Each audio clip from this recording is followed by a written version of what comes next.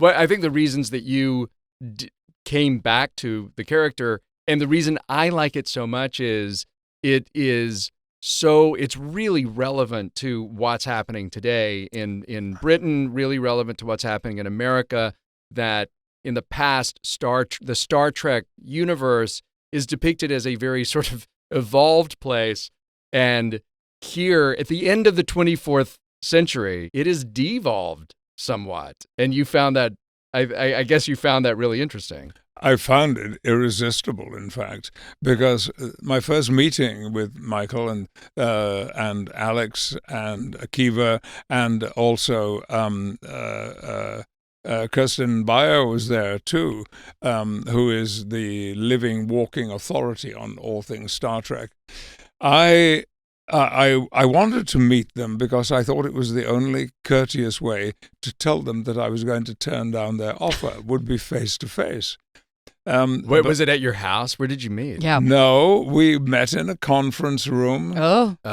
Seems scary. Yeah, lots of chairs around a big table.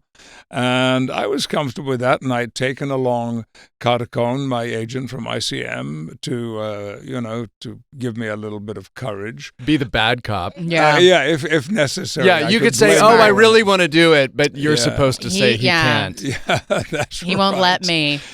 And I was already so impressed by the status and the talent of these four people.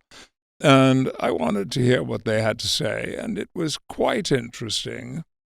And there was a lot of it. But then I explained to them at length why I was going to pass. I know this sounds a little bit eccentric and maybe even a little self-serving, and maybe there was a touch of that about it. And, of course, it meant that I got to spend a couple of hours with these remarkable people.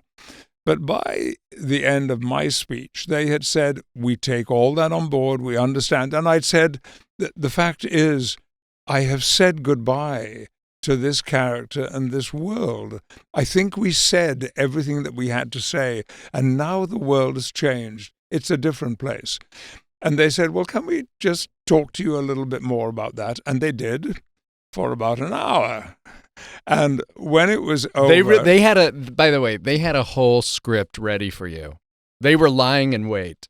You think so? Yes. Oh, They was like... They're not locking you in that conference room without material. They weren't going to take no for an answer. I'd picked up certain things that they talked about, some which I found interesting, some I thought was a little too resonant of Next Generation, the series that we did 7 seasons of.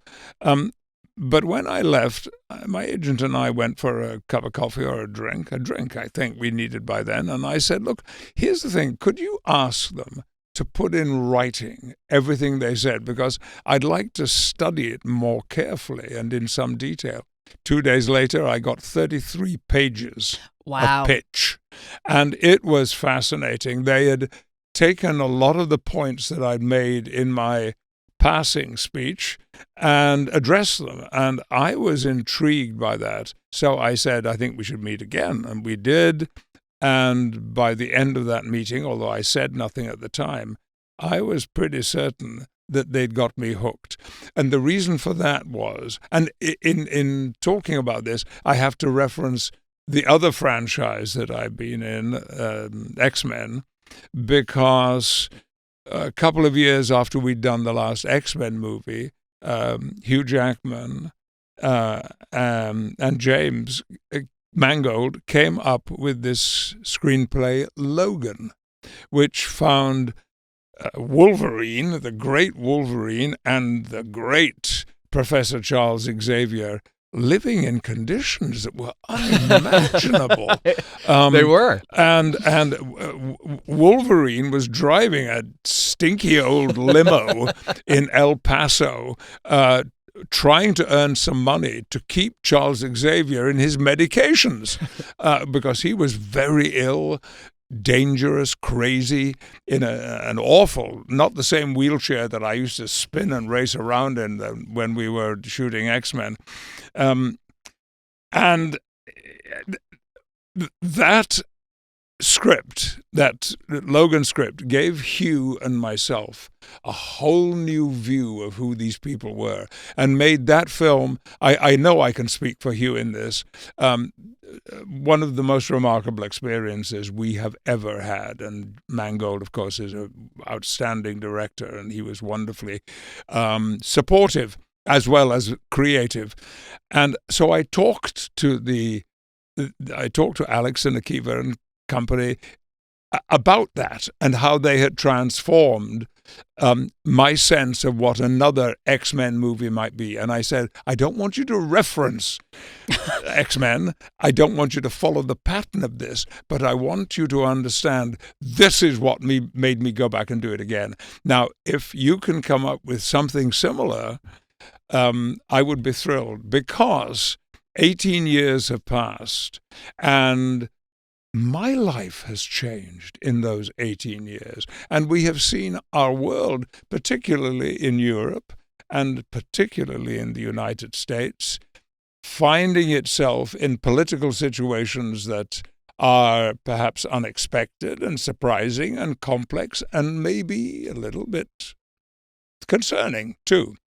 And away they went, and they came back with ideas and concepts that were, to me, absolutely irresistible, because I didn't just have to pick up the reins of Jean-Luc where I'd left off on him in 2002. Here I was addressing an entirely different person, no longer in Starfleet, no longer concerned with the Federation, not in a uniform, but living on his French estate, a vineyard, making wine. And that was all, with a wonderful pit bull friend about which I had some involvement, and two Romulans who looked after him.